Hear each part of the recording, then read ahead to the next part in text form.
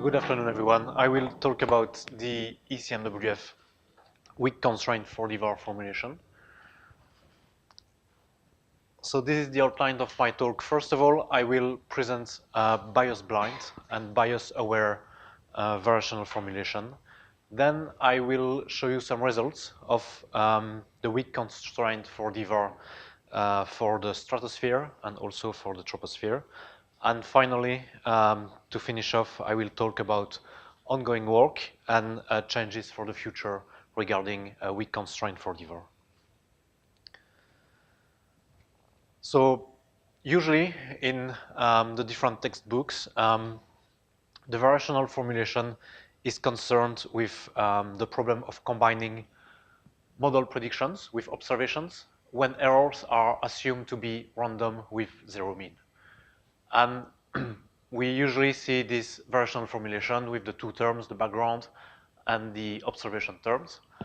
And when we minimize this function, basically we compute an optimal initial conditions here, x0.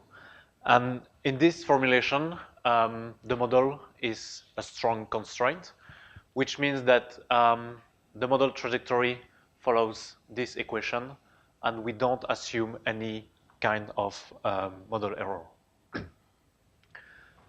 So this is a bias-blind data assimilation, which is redesigned for models and observations with random and zero mean errors.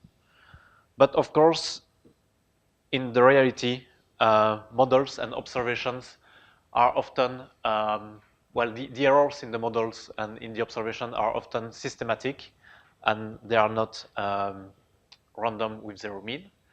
And we can see that with different diagnostics.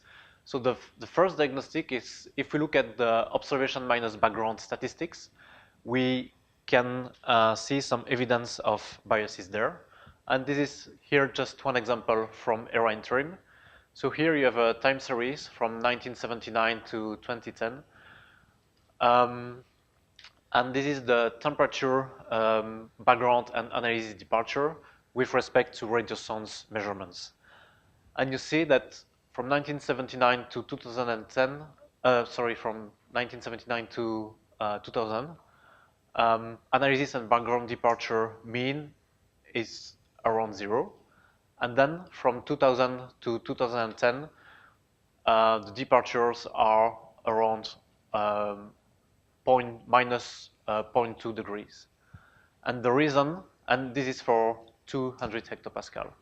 And the reason behind that is because at that time, we start to assimilate a lot of aircraft measurements, and aircraft measurements are warm biased, and that's why at the end we have a biased analysis and a biased background.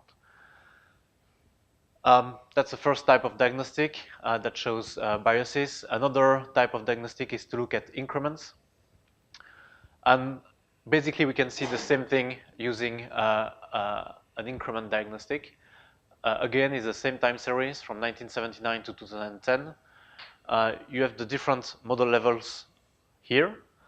And if we look at the same period here, you see that we have a systematic positive increment, which is due to the fact that we have, again, those warm bias observations. So each time we pull the model towards those warm bias observations.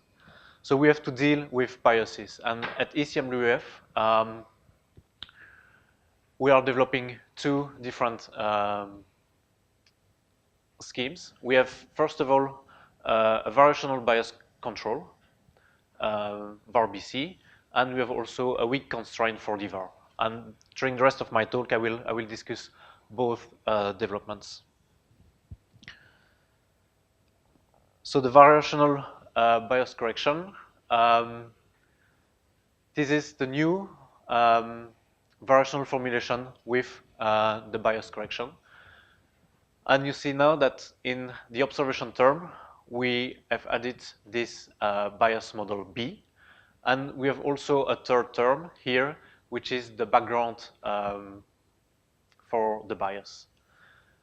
In this formulation, the model is still a strong constraint. So we have this equation for the model trajectory. And this formulation is designed to estimate simultaneously the initial condition, x0, but also parameters to represent the systematic errors in the system. So with the variational bias correction, and this, oh, sorry for that. That's really nice. Okay, good. So with this bias model here, we can cope with instrument miscalibration. For example, if we have systematically radiances that are too warm or too cold, the bias model will cope with that. And we can also cope with systematic errors in the observation operator H. That's the purpose of the variational bias correction. And we have also developed a weak-constraint 4D-Var. And this is the last variational formulation I will introduce. So with the weak-constraint 4D-Var, we have a fourth term here, which is designed to estimate the systematic model error. So now when we will minimize this function, we will compute the initial condition, the bias for the variational bias correction, but also now eta, the model error. And here you see that this fourth term will estimate this model error. So at the moment, the model error in the current operational implementation is limited to a constant forcing formulation over the entire analysis window. So in the weak-constraint 4D-Var, the model trajectory follows this equation where eta is the constant forcing term. And in this model error term, we have eta b, which is the background of the model error, and we have this Q matrix, which is the model error covariance matrix. So we have to estimate those two elements. And how do we do that? So to estimate the model error covariance matrix, so to estimate Q, we run an ensemble forecasting system. So at ECMWF, we have this ENS ensemble forecasting system. And in this ensemble forecasting system, we have perturb physics. So we have the SPPT and SKEB schemes. So from the same initial conditions, we run 51 members with perturbed physics. And after 12 hours, we will use the differences between the different simulations to compute the Q matrix. This is how we try to estimate this model error covariance matrix. And then if I just go back to the previous slide, we need also a background model error here. And this is simple. For the background model error, we just use the previous one from the previous assimilation window. So we cycle the background error, the background model error.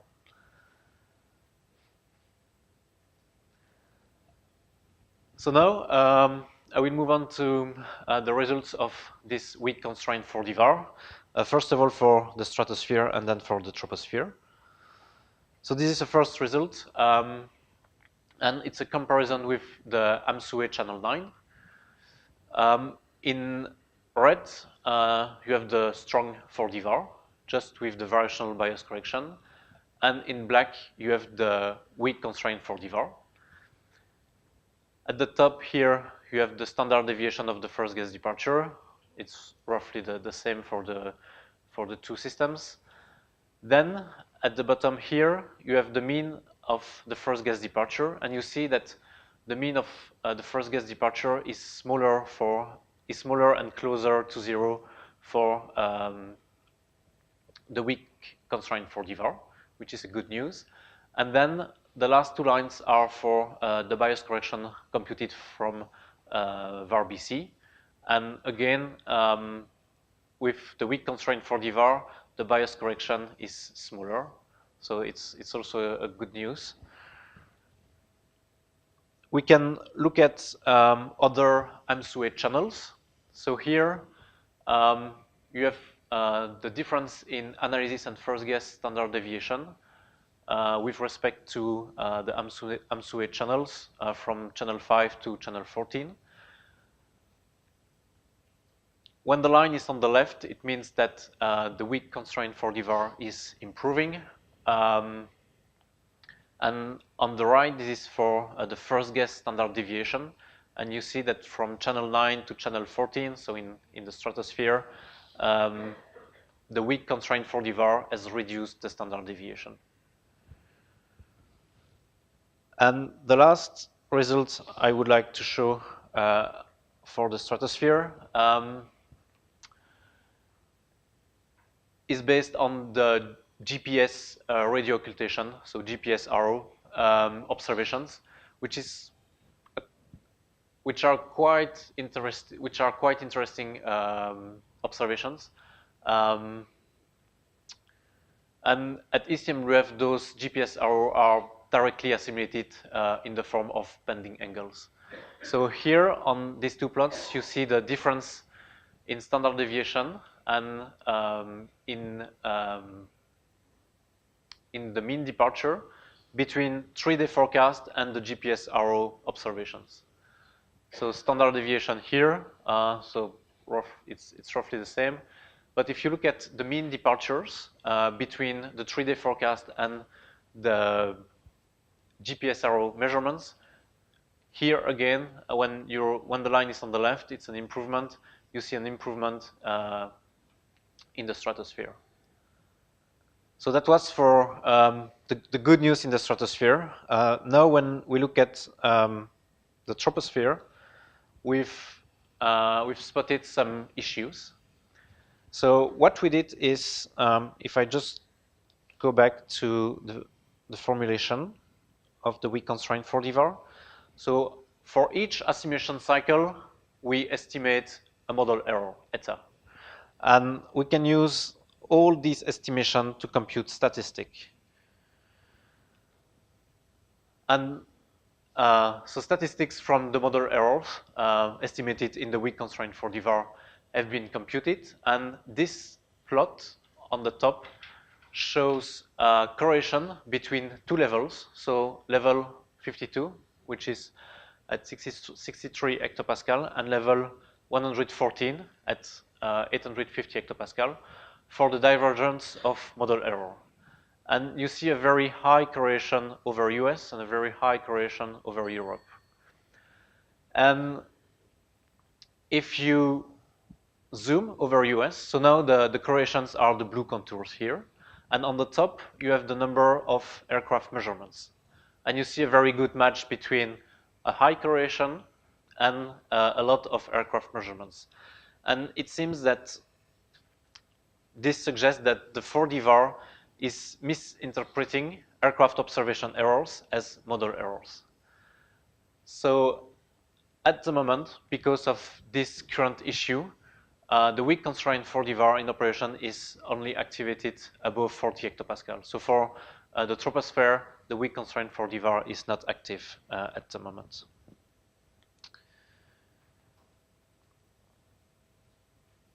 Okay, so to summarize, so errors in models and observations are often systematic rather than random zero mean. That's why we have this bias-aware data assimilation with the variational bias control and the weak constraint formulation. I showed several examples to illustrate the positive impact of weak constraint 4D-Var above 40 hectopascal in the stratosphere. And I showed the problem when aircraft observation errors are misinterpreted as model errors. And for the future, we will investigate more the relationship between VAR-BC and the model error term. There is currently a new bias correction which is implemented. Instead of having a constant bias correction for aircraft, we have a bias correction which depends on the ascending, cruising, or descending phase. The final goal is to activate the weak constraint for all levels.